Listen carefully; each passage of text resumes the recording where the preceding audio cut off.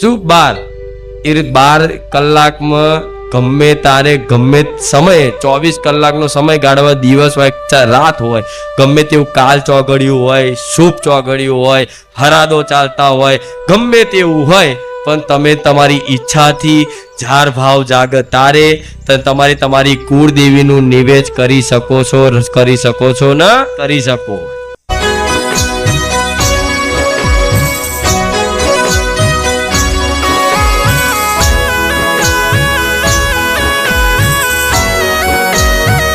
હવે ભજી લે તારે આ દુઃખની પીડાઓમાંથી મુક્ત થવું હોય તો કાયમ માટે. અને તમારી અંદરની એક ચાહ છે કે કાયમ માટે સુખી થવાની ચાહ, કાયમ માટે સુખી થવાની ચાહ એક દરેકની અંદર છે. કાયમ માટે સુખી થઈ જવું, બસ એ સુખની ચાહ છે ને. તમારી બધાની અંદરની એક ચાહ કે મોટો બની જવું. શું કોઈ વ્યક્તિ હશે તો એને શું હશે કે હું આનાથી મોટો બનું. એ વ્યક્તિ શું કે હું આનાથી મોટો બનું, હું આનાથી મોટો બનું, આનાથી મોટો બનું. બધાને મોટા બનવાની કંઈક ની કંઈક ચાહ હશે. કુટુંબમાં કદાચ હગા 3 ભાઈઓ હશે તો 3 ભાઈઓમાં ત્યાં મગજમાં હશે કે હું આનાથી મોટો થઈ જાઉં, આનાથી મોટો બનું, મારું આના કરતા વધારે પ્રોપર્ટી લઈ લઉં, ખરીદી લઉં, આ કરું. મતલબ મોટા બનવાનું, સમાજમાં મોટા બનવાનું, કુટુંબમાં મોટા બનવાનું, ઘરમાં મોટા બનવાનું. બધાની અંદર એક ચાહ છે. હશે દીકરીઓની હશે, દીકરાઓની હશે. તમારી અંતરાત્મામાં પૂછો, મોટા બનવાની ચાહ દરેકની હશે. તો મોટા બનવાની ચાહ કેમ છે, કેમ થાય છે આ ઉત્પન્ન ચાહ કે હું મોટો બનું? કેમ કે આ સંસારમાં સૌથી મોટા ભગવાન, એ ભગવાનના તમે અંશ છો ને, એટલે મોટાના છો ને, એટલે તમને મોટા બનવાની ઈચ્છા થાય છે. તો જો ખરેખરમાં મોટા બનવું હોય ને, ખરેખરમાં મોટા બનવું હોય ને, તો જે ખરેખરમાં જે મોટો છે ને, સૌથી મોટો, એનું નામ ભજી લો. આપે રૂપે મોટા મારો ભગવાન બનાવશે. આ દુનિયા સંસાર નહીં બનાવે. શું આ સંસાર તો એવો છે કે આજે તમને હારે પહેરાવો, કાલ જૂતાનો હાર બનાવીને પહેરાવો. થાય લાગે એવું તમને. આ સંસારનું સ્વરૂપ, અને હું તો જાણું જ છું સંસારનું સ્વરૂપ શું છે. એટલે મારા દીકરાને તો હું રોજ કહું છું, દીકરા બધા વાહ વાહ કરે તો કોઈ ખુશ ના થતો. આ તો કારા માથાના માનવી આજ વાહ વાહ કરે ગારો બોલશે. મારો દીકરો કે મારી વાહ વાહમાં હું રાજી નહીં થઉં, પ્રશંસામાં હું રાજી તું ના થવા દેતી મને. આજે તમે મારા દીકરાના ગમે તેટલા પ્રશંસા કરો ને, તો મારો દીકરો મનથી એવું સ્મરણ કરે કે મારી આ પ્રશંસામાં તું મને રાજી ના થવા દઈશ. મારા હાભરવીને આ પ્રશંસા બધી હું તને સમર્પિત કરું છું. મારી પ્રશંસા નહીં, તારી થાય છે. બરોબર?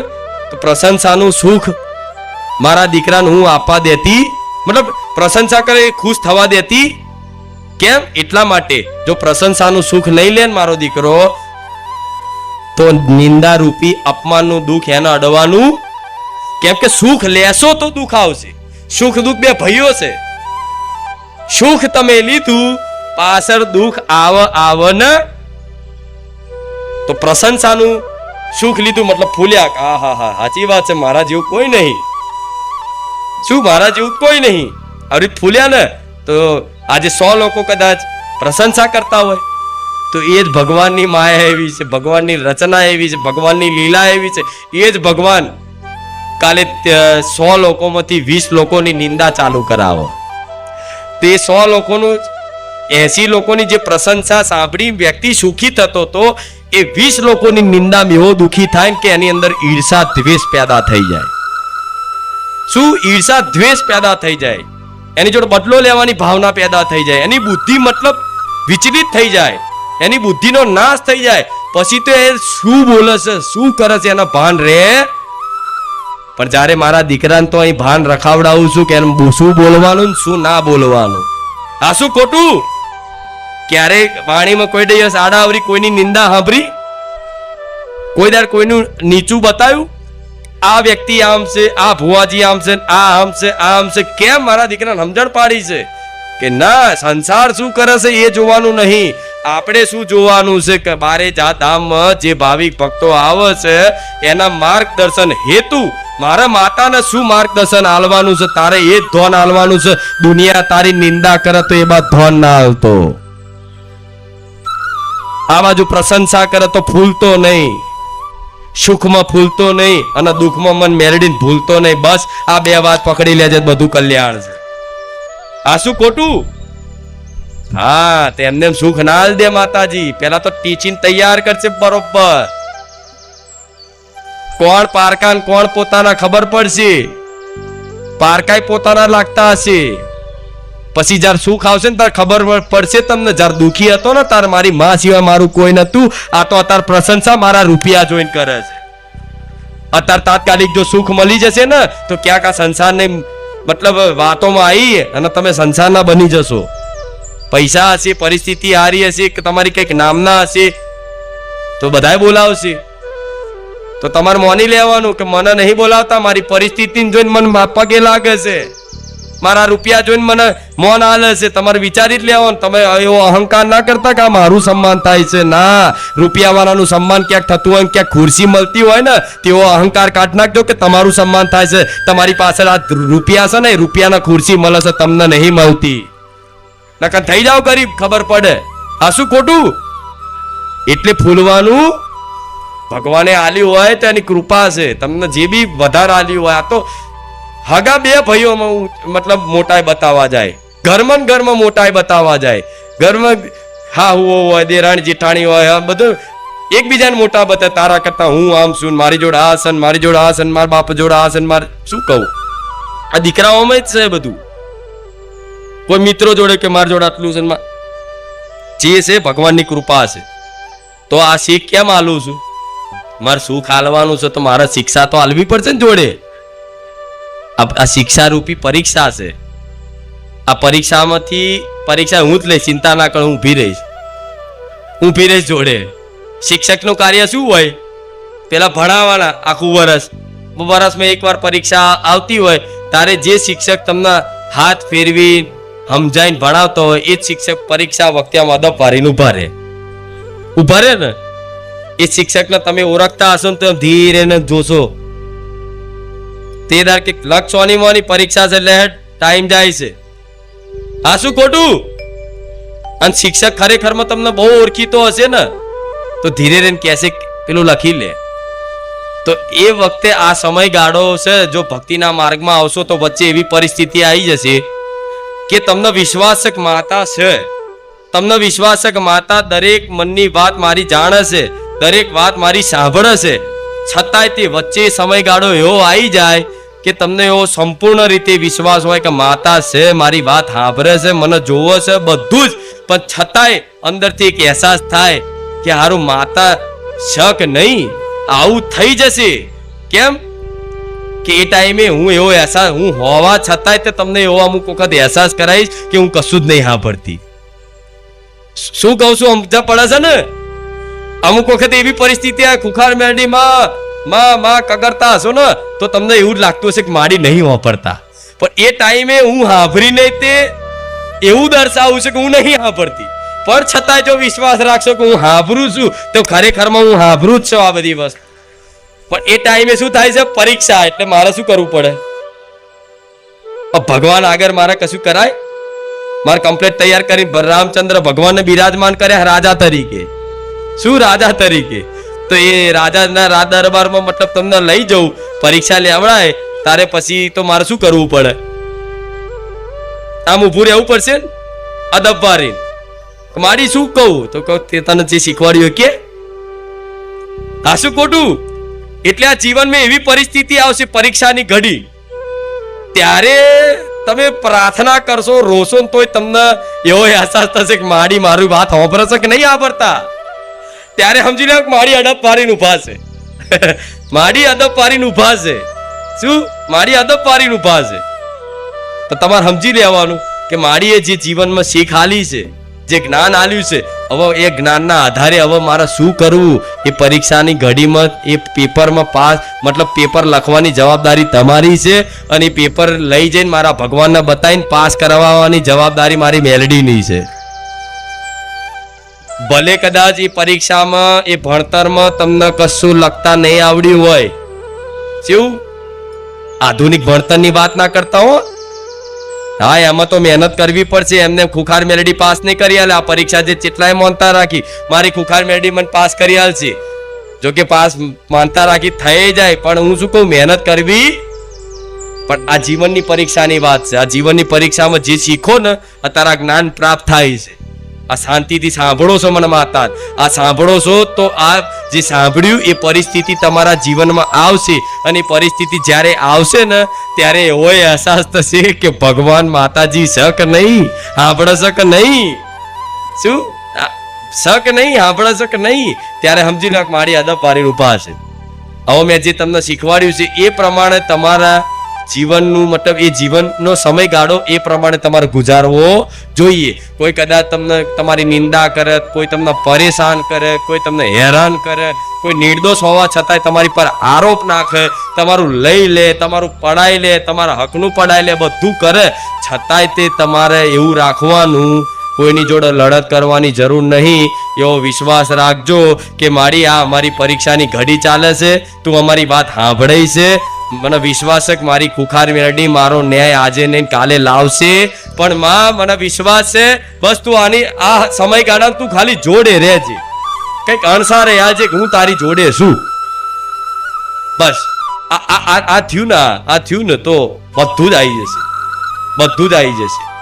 આ પરીક્ષાની ઘડીમાં મતલબ જે સમયગાળો કાઢવાનો છે તેટલે કઢાઈશ કે આમાં તમારું જીત છે. શું દરેક પરિસ્થિતિ મંગલમય છે. આ વાતને કોઈ ગળે ના ઉતરે, કેમ કે તમારી અંદર એટલું સાચું જ્ઞાન નથી, જીવનના એવા અનુભવ થયા છે પણ એ અનુભવનું મંથન ક્યારેય કર્યું નથી, એટલે ના થાય. પણ હું માતા એવું કહીશ, દરેક પરિસ્થિતિ મંગલમય હોય છે. ખરેખરમાં બધું જ ભગવાને જે રચના રચાઈ છે ને, જે પરિસ્થિતિ જે વ્યક્તિને આપે છે ને, એ પરિસ્થિતિ ભગવાન એટલે જ આપે છે અને એવાને જ આપે છે કે એ પરિસ્થિતિમાં વ્યક્તિનું મતલબ ઉદ્ધાર થાય, નિર્માણ થાય, ભગવાન તરફ એ સન્મુખ થાય. એના માટે ભગવાન જેને મતલબ પોતાના સન્મુખ કરવાના હશે ને, માતાજી જેને પોતાના શરણમાં સ્વીકારવાના હશે ને, એ આસ્તિક હોવા છતાં એના જીવનમાં એવા દુઃખ આવશે કે દુઃખની વેદના નહીં સહન થાય તો છેલ્લે રોઈ જશે કે માં હવે સહન નહીં થાય, માં હવે તું જ સંભાળી લેજે. કૃપા ખરેખરમાં આ સાંસારિક સુખ મળી જાય, માતાજી ગાડી લઈ આલે, બંગલો લઈ આલે, માન સન્માન ઇજ્જત આપી દે, એના સુખ ના માનતા, કૃપા ના માનતા માતાજીની. શું કહું છું સમજ પડે છે ને? માન સન્માન થઈ જાય, ગાડી આવી જાય, બંગલો થઈ જાય, રૂપિયા આવી જાય, એના કૃપા ના માનતા. એ કૃપા છે જ નહીં, એ તો ખાલી મારી મેરડીને સંગ કર્યો ને એનો પ્રભાવ છે. શું કૃપા તો અસલી એ છે, કૃપા તો અસલી એ છે કે આ બધી વસ્તુની ઈચ્છા છે ને, એ ઈચ્છાઓનો નાશ થઈ જાય તો મોનજો ખુખાર મેલેડીની કૃપા. શું ઈચ્છાઓનો નાશ થઈ જાય, ગાડી બંગલા કશું જોતું નહીં. અને ખરેખરમાં પામમાં સુખ નહીં. શું પામમાં સુખ નહીં, સુખ ત્યાગ કરવામાં છે. રામચંદ્ર ભગવાને ત્યાગ કર્યો ખબર છે? 14 વર્ષ વનવાસ મતલબ રાજપાટ ત્યાગ કર્યો. ભગવાને ત્યાગનું મતલબ મહત્વ શું આલ્યું છે? કૃષ્ણ ભગવાને એમને આખું ગોકુલ માંથી છેક મથુરા છોડી અને વૃંદાવન આવી ગયા, રાજા ધીરાજ તરીકે દ્વારકાધીશ બન્યા. ખબર છે ને? જરાસંધના ત્રાસથી, જરાસંધ દુષ્ટ હતો એના ત્રાસથી બધાને હેરાન કરે કે હવે મારા લીધે કે મારી પ્રજાને હેરાન કરે એના કરતા લાય હું જ તે અહીંથી બધાને લઈ અને ડાયરેક્ટ મારી નવી નગરી સ્થાપિત કરું. ત્યારે ભગવાને દ્વારકા નગરી સ્થાપિત કરી. તો ભગવાને આખું મથુરા ગોકુલ બધું છોડ્યું, ખુદ રાધાજીને છોડી દીધા, ત્યાગ કરી દીધા છે. ખબર છે ને? તો સમય પરિસ્થિતિ બધું ત્યાગ નહીં કરો છતાંય ત્યાગ થશે. જ શરીરે ત્યાગ કરવાનો સમય આવશે. સંસારનું સ્વરૂપ છે છૂટવાનું, છૂટશે. જે વસ્તુ છૂટતી જાય છે એને તમે પકડવાની વાત કરો છો. તમારા જેવા મૂર્ખા કોઈ નહીં જગત. આ વાત ઉતરે છે હું કહું છું એ? જે વસ્તુ છૂટતી જ જાય છે તમારથી, પ્રત્યેક ક્ષણ, પ્રત્યેક મિનિટ બધી વસ્તુ છૂટતી જાય છે ને. દિવસ ગણો, છૂટતી જશે ધીરે ધીરે ધીરે ધીરે ધીરે ધીરે ધીરે ધીરે ધીરે ધીરે ધીરે ધીરે. તમારી આ જવાની છૂટતી જઈ, બાળપણે છૂટી ગયું, કહેવાયું બાળપણ છૂટી ગયું, જવાની આવી, જવાની ધીરે ધીરે છૂટતી જાય છે. ધીરે ધીરે જવાની છૂટતી જાય છે તો ધીરે ધીરે વૃદ્ધાવસ્થા આવશે, વૃદ્ધાવસ્થા જ છૂટશે. વૃદ્ધાવસ્થા છેલ્લી ઘડીમાં શરીરે છૂટી જવાનું ને તો જે વસ્તુ છૂટી જવાની છે એને પકડવાની મૂર્ખામી શું લેવા કરવી? સમજ પડે છે કે પછી ઉપર જ વાતો કરું છું? હા, હું તો આધ્યાત્મિક, હું તો એટલી બધી ઊંચી વાતો કરતી થઈ જાઉં છું તો મને માતાના અમુક વાર એવું થાય છે કે મારી વાત સમજો છે કે નહીં સમજતા.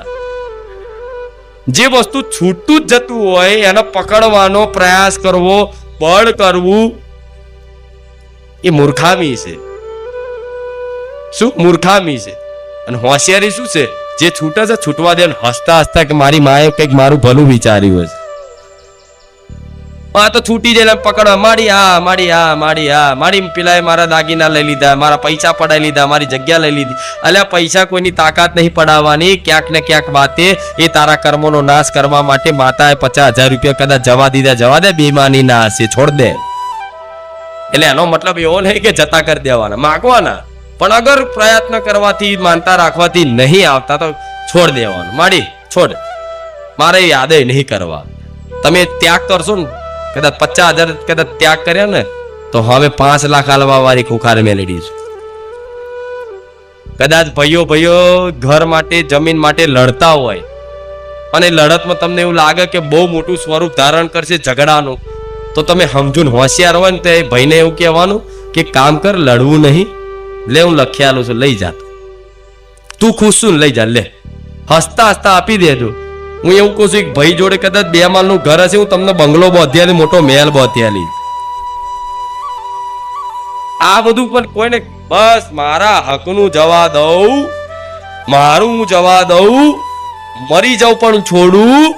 માણસ એવા છે કે જગ્યાઓ હાથર કેસો કરી, ભાઈઓ જો કેસો કરીને ઘયડા થઈ જાય ને તો કોર્ટમાં કચેરીના ધક્કા ખાધા. જેટલી જમીન નથી ને એના કરતા તો કોર્ટ કચેરીમાં વકીલો પાછળ પૈસા બગાડ્યા માણસ હોય. મૂર્ખામી નહીં?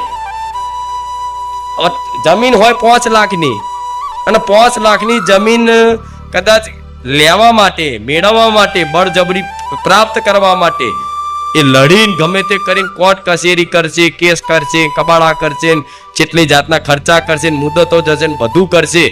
એ 5 લાખની જમીન હોય ને 7 લાખનો તો માણસ ખર્ચો કરે, પણ કે અભિમાન વટ છોડું તો નહીં. એટલે તારા બાપને છોડ્યા વગર છૂટકો નહીં. આ કાળ ભલભલાન છોડાવે છે બધું, આ કાળ ભલભલાન બધું છોડાવે છે.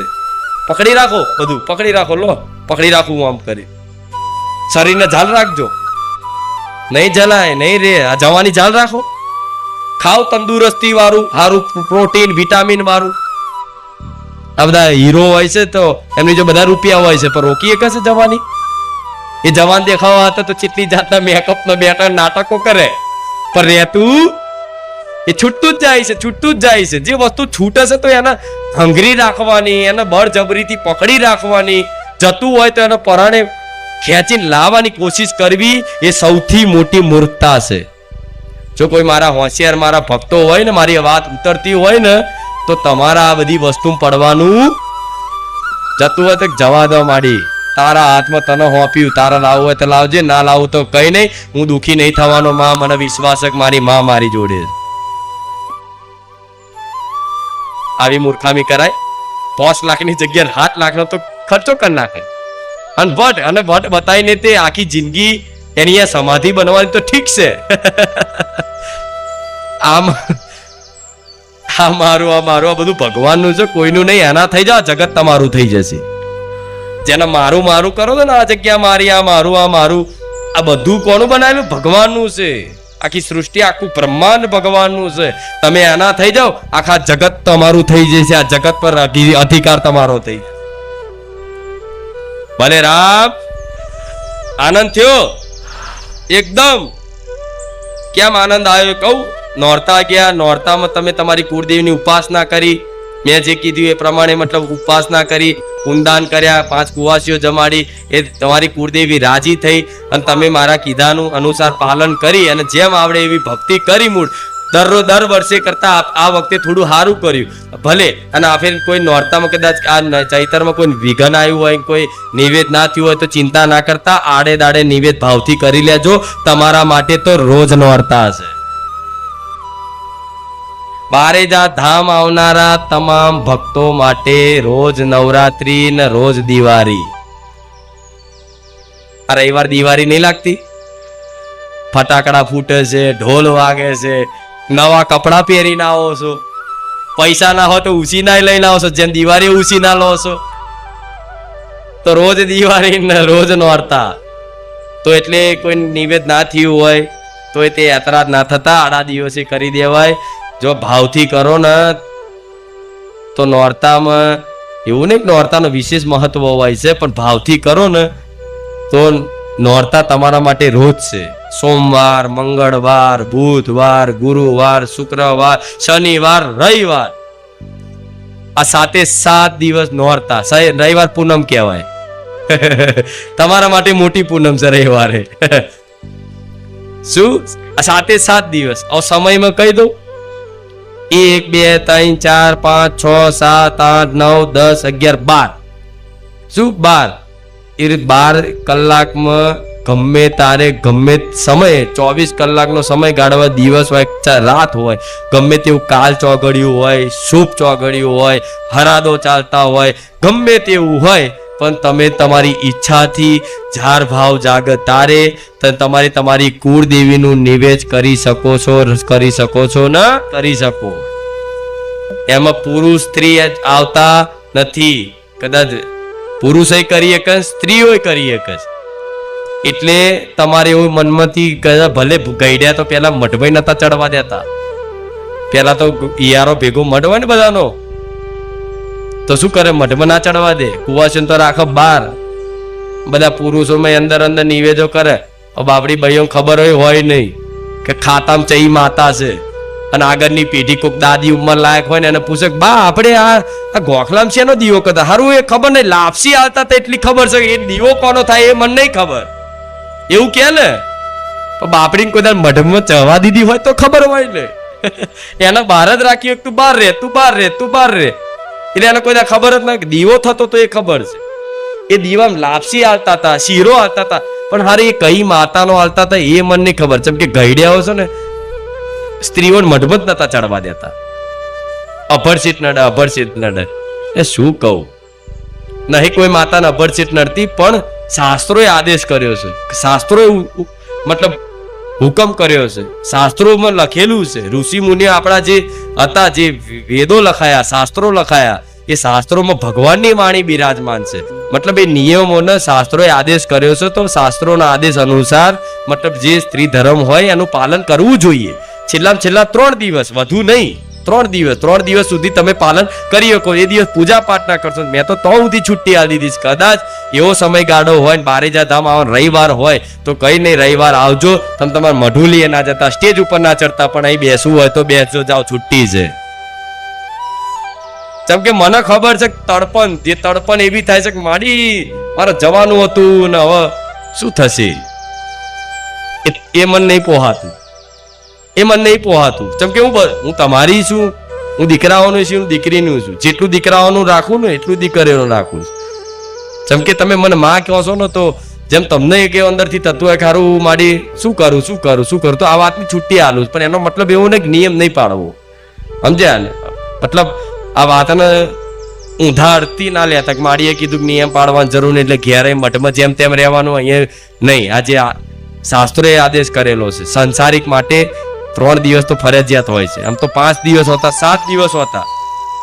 શું 7 દિવસ હોતા, 5 દિવસ. આજે મારી વસ્તી 7 દિવસ પાડે છે. 7 દિવસ તમને નહીં કહેતી, જોકે અમને હવે કહી દીધું 7 દિવસ નહીં હોય તો વાંધો નહીં, 5 દાડા પાડશો તોય. બહુ મજબૂરી 3 દાડા. જોકે પરિવાર મોટું હોય તો 5 દિવસ ચાલે, પણ પરિવાર નાનું હોય તો 3 દિવસ. અને પરિવારમાં કોઈ ના હોય મતલબ એક જ મતલબ સ્ત્રી રહેતી હોય, કોઈ દીકરી રહેતી હોય, મતલબ કોઈ બી એવી મજબૂરી હોય ને એક જ રહેતી હોય, તો એના માટે કોઈ નિયમ નથી. આ વાત કોના માટે છે? જેને મજબૂરી છે, કશું જ નહીં, મતલબ એકલી જ કોઈ સ્ત્રી રહેતી હોય, કોઈ એકલી જ કુવાસી રહેતી હોય, તો એના માટે આ નિયમ લાગુ પડતા નથી. કેમ કે પરિસ્થિતિ પ્રમાણે નિયમ હોય છે. એટલે તમે એક ઊંધો અર્થ ના લેતા હો, નહીં તો મારે શાસ્ત્રોનું ઉલ્લંઘન મારથી ના થાય. હા, શું ખોટું? જો ભાવ હશે તો હું એવું કહું, મને કશું નહીં, ડિલિવરીના ખાટલે મને યાદ કરો તો હું નહીં આવતો ડિલિવરી કરવા, હું ખુખાર મેળડી જ આવું. પછી કોઈ કુવાસી મતલબ એવી તકલીફ પડી હોય તો મહાકાળી માતાને યાદ કરે કોઈ દીકરી, તો મહાકાળી એવું કહેશે કે ના ભરશે ટળશે મન. માં થોડી કહેવાય એને, ના, પણ નિયમ આલેલો છે, પાડવું જોઈએ. ભલે રામ. હવે કોઈ સંશય કોઈ વાતનો મતલબ, જો કે મારા પ્રવચન એવા હોય છે બધા લાગવું પડે. અંદર રવિવાર તમને એવું લાગે કે માડી આ મારી વાત તે કરી, કોને એવું થાય છે કે માડી આ તું આ મારી વાત કરી, બધા કોઈ બાકી નહીં. જો કઈક ની કઈક લાગુ પડે એવી વાત આવી જાય ને, મારી આ મારી જ વાત છે, મારી આ ત્યાં મને જ કીધું, તો હા મેં તમને જ કીધું. બધાનું મનનું મંથન કરી અને પછી બોલું શું શું માંગ છે, શું શું અરજીઓ છે, કેવી કેવી પરિસ્થિતિ ઘેરાયેલા છો, એ બધાનું જોઈ અને પછી પ્રવચનમાં શું બોલું શું કહેવું ને એ પછી હું નક્કી કરું છું. મારો દીકરો મોઢે કરીને નહીં આવતો કે ચોપડા વાંચીને આવતો હોય. ખરું આ 2-2 કલાક 2.5 કલાક ખરું આ પ્રવચન કરે છે તો ઘેર મોઢે કરીને આવતા હશે? એવું થાય કે નહીં? અને આ ચોપડામાં ચો લખેલું છે આવું? આ શું ખોટું? આ મારી વાતો છે ને, એમ જોવા જઈએ ને તો બધા ગ્રંથો હોય, શાસ્ત્રો હોય, વેદો હોય, ઉપનિષદો હોય, મતલબ આપણા ધાર્મિક ગ્રંથો, મતલબ જે ભગવાને મતલબ ઋષિ મુનિએ લખ્યા, કોઈ ભક્ત મહાપુરુષ સંતોએ લખ્યા, તો એ લીલા કથા ગુણગાન બધું ભગવાનનું લખાયું. એમાંથી આ જે હું તમને જે ઉપદેશ આપું છું ને, જે ઉપદેશ આલું છું, જે ભગવાનનું નામ પ્રદાન કરું છું, નામ જપ કરવાનું કહું છું, સેવા કરવાનું કહું છું, સેવા કરીને તે કોઈ આશા રાખવાનું નહીં કહેતી, પોતાના સુખનો ત્યાગ કરવાનું કહું છું, બીજાના સુખ માટે માતાજી ભગવાન જોડે કંઈક માગવાનું થાય તો માગી લેવાનું કહું છું. તો આ બધી વાતો, આ બધા વેદો શાસ્ત્રોની સાર વાતો છે, નિચોડેલી. જેમ કે કપડું હોય ને આમ કરીને નિચોડ અને પાણી નીકળે ને, એ પાણી મતલબ એ રીતે નિચોડ, શાસ્ત્રોનો નિચોડ, સાર વાતો કે ના સાર વાતો આ મારી વાણીમાં બિરાજમાન છે. જો આ વાત માની લો ને તો કોઈ શાસ્ત્રો વાંચવાની જરૂર ના પડે. નકર ગ્રંથો શાસ્ત્રો તો એટલા બધા છે, એટલા બધા છે કે શું કહું. અતિ મતલબ વાત ને સબ કે સનાતન ધર્મ છે ને બહુ મોટો છે. આટલા બધા દેવી દેવતાઓ કેમ? અને આ ઓછા છે. તમે જો મતલબ પથ્થરમાં કોણ તો પથ્થરમાં કોઈ પથ્થર માતા પ્રગટ થાય. આ ભારત દેશ છે, અહીંયા પર્વતોની પથ્થરોની પૂજા થાય છે, અહીંયા નદીઓની પૂજા થાય છે, અહીંયા વૃક્ષોની પૂજા થાય છે. શું પહાડ હોય અને પહાડ નહીં તે મતલબ ભગવાનનું સ્વરૂપ, એનું પૂજન થાય, એની આરતી થાય છે ને. જેમ કે ગિરિરાજ ગોવર્ધનજી, ગોવર્ધન પર્વત કહે છે ને ગિરિરાજ, તે એની પૂજા થઈ છે, ભગવાને એમની પૂજા કરી છે ને કૃષ્ણ ભગવાને. નદીઓની પૂજા કરી છે ભગવાને, મતલબ નદીઓની પૂજા નહીં કરી. ગંગા નદી હોય મતલબ એના માતાનું બિરુદ આલ્યું છે, ગંગા માતા, નર્મદા માતા, સરયુ માતા, કાવેરી માતા, સરસ્વતી માતા, ખબર છે ને. તો અહીં નદીઓની પૂજા થાય છે, વૃક્ષોની પૂજા થાય છે, અહીં સૂર્યની પૂજા થાય છે, અહીં ચંદ્રની પૂજા થાય છે, આકાશની પૂજા થાય છે, વાયુની પૂજા થાય છે. જેમ કે આપણો સનાતન ધર્મ છે ને એ સ્થાયી છે, સનાતન છે પહેલેથી. અહીં કણ કણમાં મારા રામ વસેલા છે. જે એટલે કે દેવી દેવતા આટલા બધા ચમતા, આટલા બધા તો હજુ ઓછા છે. તમારે જોવા હોય તો કહો, ભગવાનનું સ્વરૂપ બતાવો, તમે ગણી નહીં શકો એટલા તો એમને જોડે દેવી દેવતાઓ છે. વિરાટ સ્વરૂપ જોઈ લેજો, મતલબ દેખાશે તો નહીં પણ ફોટામાં મતલબ મોબાઈલમાં લખજો કે અર્જુનજીને મતલબ વિરાટ સ્વરૂપના દર્શન કરાયા હતા કૃષ્ણ ભગવાને. એ ખાલી વિરાટ સ્વરૂપની મતલબ જે આવતું હોય ને જોજો, જૂની સિરિયલમાં આવતું હશે અત્યારે, તો એ મતલબ સર્ચ મારીને જોજો તમે શાંતિથી, તો ભગવાન એમને બતાવો છો સ્વરૂપ કે જો જેટલું મોટું મારું સ્વરૂપ છે. ત્યારે અર્જુનજી મતલબ ડરી જાય છે કે ભગવાન આ હું તમારું સ્વરૂપ નહીં જોઈ શકું. મતલબ અંદર ભય પેદા થાય કે આ શું છે? આકાશ, ચંદ્ર, તારા, નક્ષત્ર, ગ્રહો, બધા દેવી દેવતા, આખું બ્રહ્માંડ ભગવાનમાં સમાયેલું. શું આખું આ બ્રહ્માંડ ભગવાનના ગર્ભગૃહમાં છે. શું ગર્ભગૃહમાં છે આખું બ્રહ્માંડ. તો વિચારો તમે એનાથી જ છો. શું એનાથી જ છો? તો એના વગર આ સંસારમાં ઉદ્ધાર નથી. તો નામ લેજો ભગવાન. ભલે રામ.